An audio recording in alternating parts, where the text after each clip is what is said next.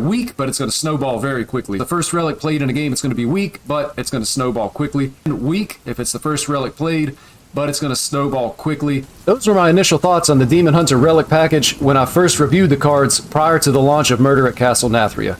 Unfortunately, the cards ended up being so slow that they're actually just bad.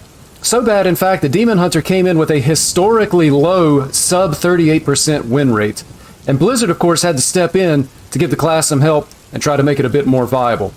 That's where we've ended up now with a 2-mana Relic Vault and a 1-mana Relic of Extinction. The best way that I can think of to utilize the Demon Hunter Relic package is to put it into the Death Rattle shell. You can see my preferred list here. This deck code is going to be in the description. If you don't see it right away, just expand the description. I guarantee you that it's going to be there. You're also going to notice that this list is a little bit different than some of the other lists that you may have seen around the internet, but I believe that it's just as good and maybe just a little bit better. Before we get into the gameplay, I would encourage you to open your collection and in the search bar type refund. This is going to allow you to see which cards you can dust for a full refund. You want to make sure that you take advantage of that before those dust valuations go back to regular price. So we're going to take our opponent's class at face value here, and we're going to think that it's Demon Hunter. And what I mean by that is I'm just not going to make an assumption that it's Rogue. We're really just looking to keep Death Rattle stuff here. Certainly not Treasure Guards, but Ectoplasm is fine. Razor Boar is a keep, and Beastmaster is also a keep, in addition to the Tusk Piercer weapon.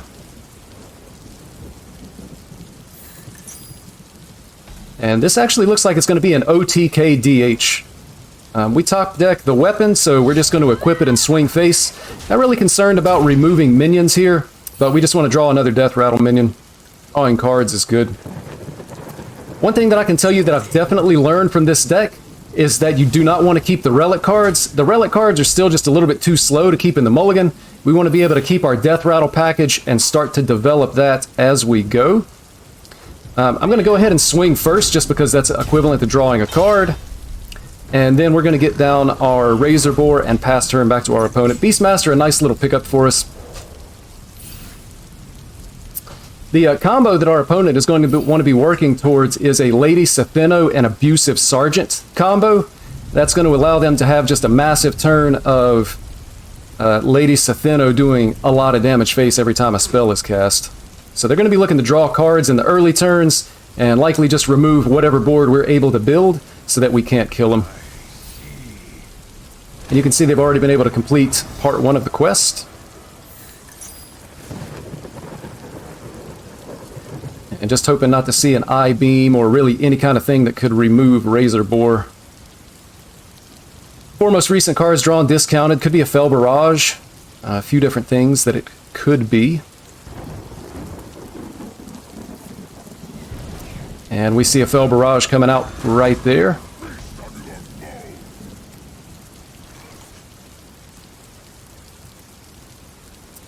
So the way that we're going to want to beat this deck, I think, is to go as wide as possible.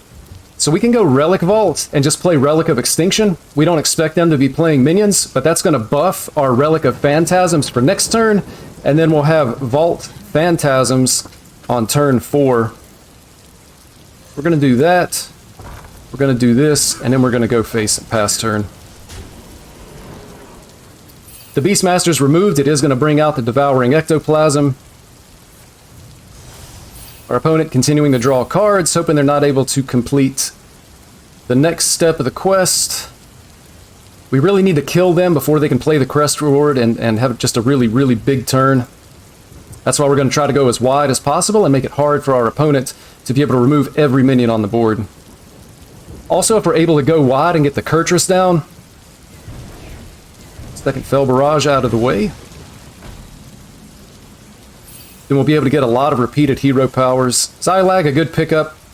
So we're going to keep with the plan, spend our mana, go face. We have a nice little board here. Most likely next turn we're just going to coin out the Kurtrus. Even if we can't fit the other minions on the board, just to upgrade the hero power, it's going to be so much damage that we're able to do the following turn if this nice wide board sticks. And certainly our opponent is going to be running out of ways to deal with multiple minions. So they may have some spells that they can single target some minions down, but it's going to be hard for them to remove everything. And that's exactly what we're trying to do. Stay wide, be able to take advantage of the hero power from Kurtrus. Our opponent likely just drew Lady Setheno and the Abusive Sergeant. I feel like we're up against Mage this game. We're definitely keeping Razor Boar and Devouring Ectoplasm. Those are going to be keeps in every matchup. The question here is Sigil of Alacrity. Do we want to keep it and play it on turn 1, or would we rather just hero power to start working on our Kurtrus Demon Render? I think I'm actually going to try keeping the Sigil of Alacrity here. I'm not sure that it's correct, but because we have 2 other cards that we would like to have in our mulligan, I'm going to keep it. And it's basically just going to allow us to be able to cycle here. And pick something up at 1 mana cheaper. Seems pretty good. 1 extra attack on the Kurtrus Demons.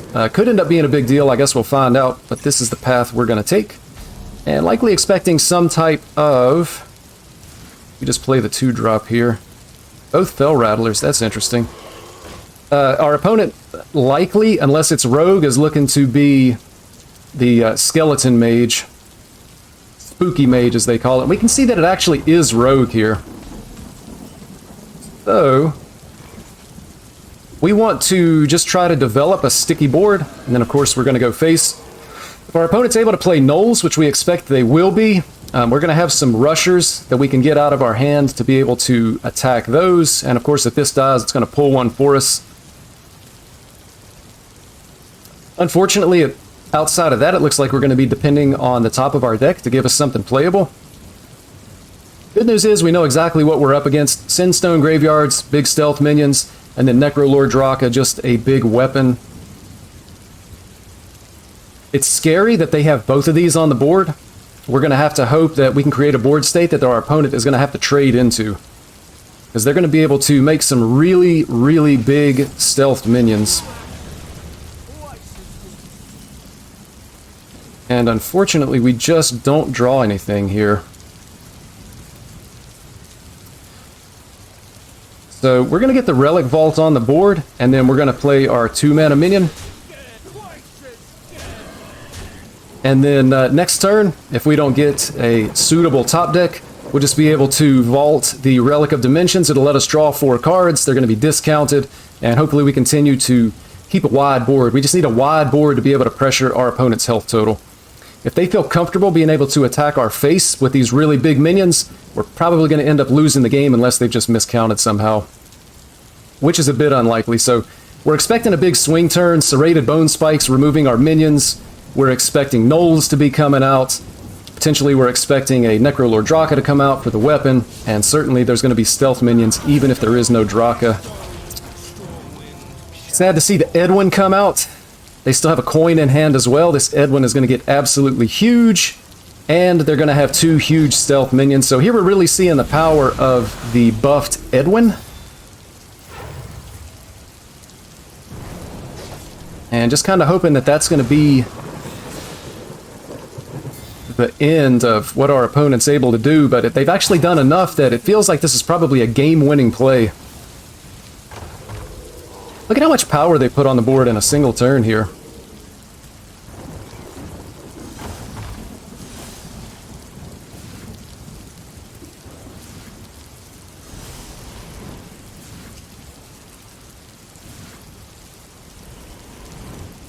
So maybe we can get lucky and remove the Edwin. What's the chance of that? Just one time? One time on the Edwin? Well, we will be able to remove at least the 1/7 one. So we were fortunate that that relic actually hit the same minion twice. It also sets the Edwin down to a 7/2, so we can potentially just play Zalag and hope to high roll to be able to remove the Edwin. Jamox is fully infused, so the game not totally over yet, but our opponent's going to get 14 damage face, plus whatever they're able to come up with in their deck. Likely not wanting to play a lot of cards here, though, just because they're going to want to use those cards to get out big minions with the Sinstone Graveyards. So if we play Death Speaker Blackthorn, it's too risky. I mean, we do have taunts. We have the Asharan Defectors. but I think our best bet is just going to be to lag and hopefully be able to remove these 2 minions and hopefully be able to force our opponent to have to make some trades. Again, we're just trying to make them uncomfortable with being able to go face here. And unfortunately, we whiffed on everything, and we're actually just dead on board. Were the buffs to Relic DH good enough? We're actually just not sure yet. The deck definitely feels stronger than it did before the buffs, but just not quite sure that the deck is all the way where it needs to be. If you've enjoyed this content from me, feel free to check out this suggested video just for you. I'm Uncorrupt. Thank you for watching.